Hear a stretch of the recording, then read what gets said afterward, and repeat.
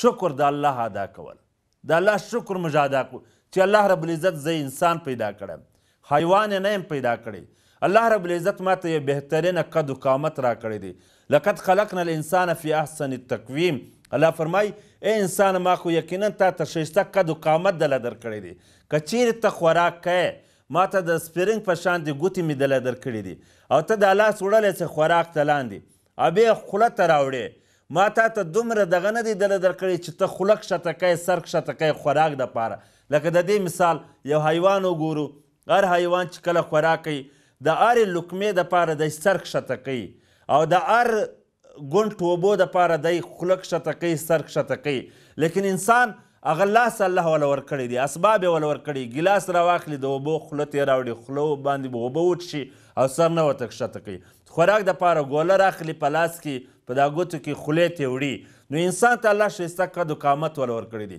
بیا الله دومره احسانات وله ورکړي دي چې هو الذي سخر لکم ما فی الارض جمیعا، چې الله رب العزت فرمایي ای زما بنده هر شی ما ستا دپاره مسخر کړی دی، هر شی ما ستا د فایدې دپاره پیدا کړی دی.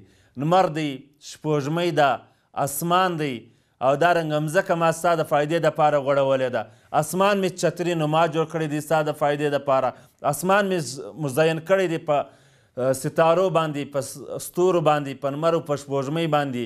او زما بنده دا ټوټل حیوانات ما ستا د فایدې دپاره د هغه دپاره ته خوراک ورسره حاصلولی سې، د هغې چمړو سره ته ګوټونه جوړولی سې، کوټونه جوړولی سې، په هغه باندې ته سورتیا کولی سې.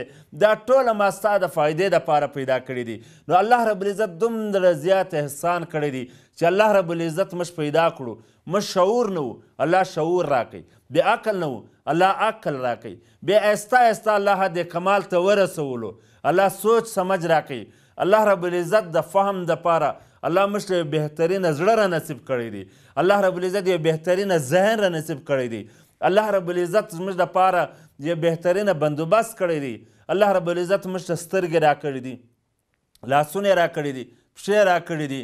الله رب العزت زموږ دپاره ورځ شپه پیدا کړې ده، معاش دپاره ورځ او د آرام دپاره شپه پیدا کړې ده. پکار دی چې موږ د الله رب العزت شکر ادا کړو.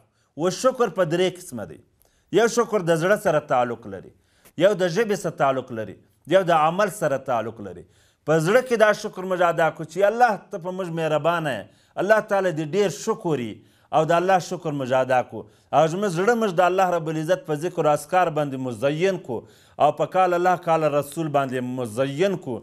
دویم ژبه الله موږ ته راکړې ده. پکار دی چې په دا ژبې د الله شکر ادا کړو چې الحمدلله یا الله ټوله صفتونه د خدایتوب خالص تا لره دي.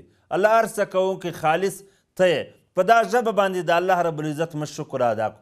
بل په عمل باندې د الله شکر ادا کول چې موږ د الله رب العزت عبادت وکړو. 5 وخته لمونځ، د روژې د میاشتو روژې نیول، یو ښایسته اخلاق استعمال، د چا دلازاري نه کول، د چا غیبت نه کول، چاته دروغ نه ویل او چاته یو مشکلات نه جوړول.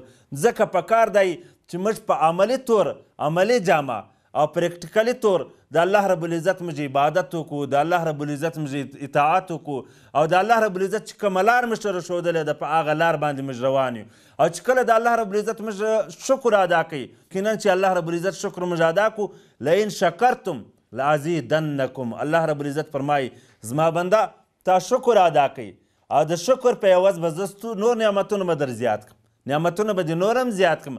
لکه قرآن مجید کې الله فرمایي وعبدوه واشکروا له. الله فرمایي د الله عبادت وکړئ، د الله شکر ادا کوئ، د الله عبادت وکړئ، د الله شکر ادا کوئ.